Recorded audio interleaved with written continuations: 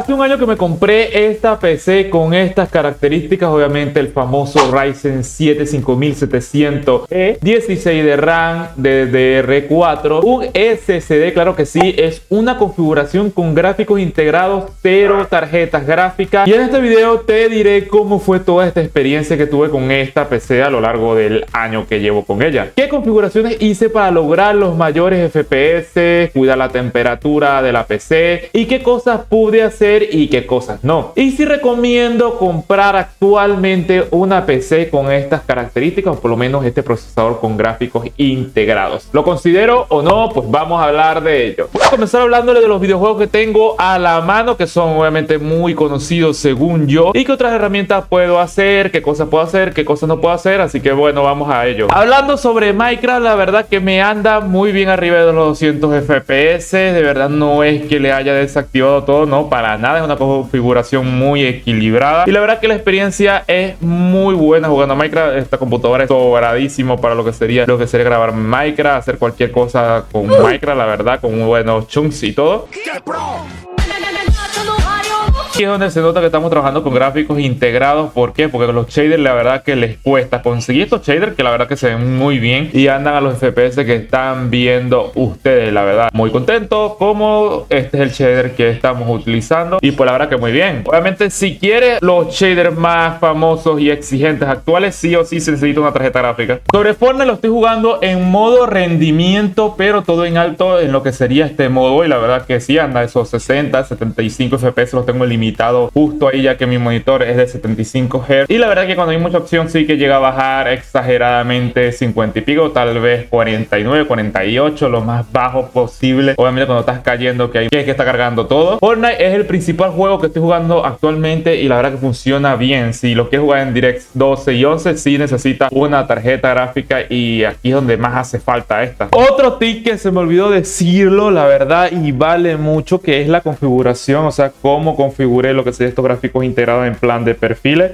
AMD, el software de Adrenalin, pues recomiendo obviamente tener la última versión que pueda. Yo lo estoy aquí verificando, pero sí estamos actualizando la última versión. Y vámonos a administrar perfiles y aquí hay varias opciones que podemos escoger, tanto si tenemos Lactor, lo que sea. Yo la coloco en rendimiento. Esto no quiere decir que se va a ver horrible, se va a ver feo, no sé, no, para nada. Solo activo unas cuantas configuraciones y la verdad que sí suma, de verdad, suma muchísimo. Probablemente le venga en predeterminado, pero yo la verdad que pues recomiendo dejarlo en rendimiento, que se ve increíble y obviamente aumenta también los FPS. Y aquí en GTA 5 pues también les voy a comentar dos cosas, que es lo que será el tema de la temperatura. En la mayoría de juegos pues sí suele estar en esos 65 grados, puede ser que suba a 72, 73. En mi concepto pues mientras no supere los 80 grados pues vamos tranquilos. Obviamente los 80 grados ya sería para preocuparse. Obviamente les tengo que decir que yo tengo el disipador stock como están viendo aquí. Tengo que comprarle el otro disipador, que por cierto ya lo estoy comprando, otro disipador para mejorar lo que serían las temperaturas, ya que obviamente mientras mejor esté en temperaturas el procesador pues va a durar más. Si lo sometemos a temperaturas altas por un periodo prolongado pues obviamente vamos a cortar la vida útil del procesador. Y pues bueno, en GTA 5 estamos viendo eso, que está a temperaturas muy normales, está fina,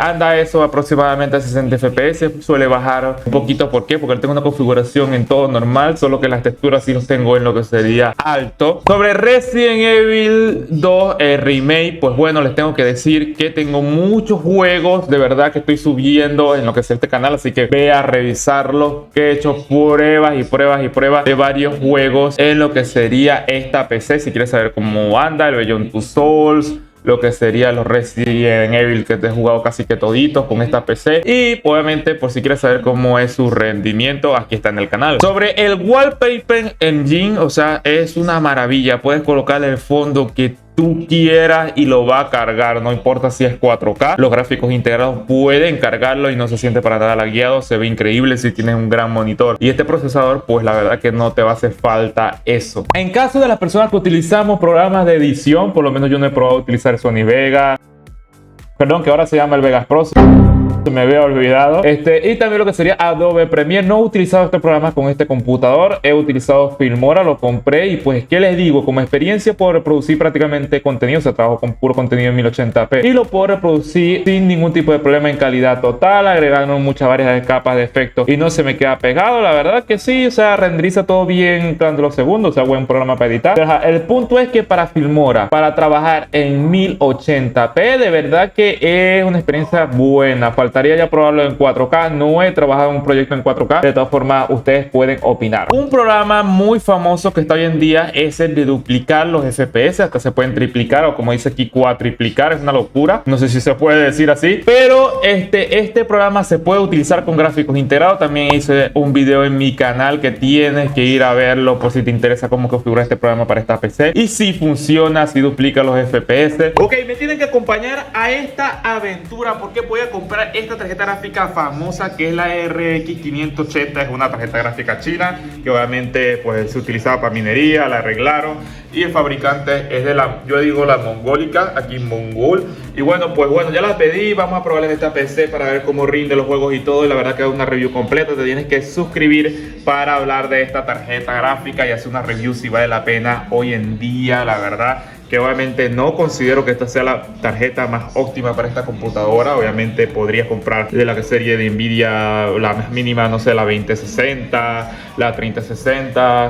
Son tarjetas que serían muy bien a 6600. No sé. La verdad hay muchas opciones, pero bueno, voy a traer la más económica a ver qué pedo, si me estafan, si no funciona. O sea, tienes que verlo y acompañar. Y pues bueno, para esta gráfica sí o sí, como les estaba comentando, necesitamos actualizar el disipador porque este que viene en stock, que bueno, por cierto, pagué este ventiladorcito. Varias bromas malas después. Porque este que viene aquí, este muchachote, pues no sirve para lo que sería una tarjeta gráfica. ¿Por qué? Porque obviamente cuando metemos una tarjeta gráfica va a utilizar más porcentaje de lo que sería el procesador. Y lo que va a hacer que se caliente, cuya temperatura corriente no puede, este disipador no puede mantenerlo lo que sería una temperatura normal. No estoy diciendo ni que siquiera frío, no te estoy pidiendo que sea la Antártida, pero no puede este disipador y necesitas por lo menos otro que haga por lo menos la chamba para una tarjeta gráfica, que es por lo menos la que yo voy a pedir, una sencillita, que ya vamos a hacer review de esa, a ver qué tal. Y para finalizar, la gran pregunta: ¿este procesador vale la pena hoy en día? Y la respuesta es depende qué. Si obviamente lo vas a comprar para no utilizar lo que sería una tarjeta gráfica, pues sí sale bien, porque si lo vas a comprar este procesador junto con una tarjeta gráfica, para nada sale a cuenta, porque para eso te puedo recomendar lo que te dicen todos, que es comprar lo que sería un procesador de la serie X, sea el 5500 o cualquier, de verdad, creo que sea de la gama X, que no tienen gráficos integrados, se puede aprovechar el PCI 4.0, o sea, trae muchísimas ventajas. En cambio, si te vas a comprar este procesador y de repente vas a tardar,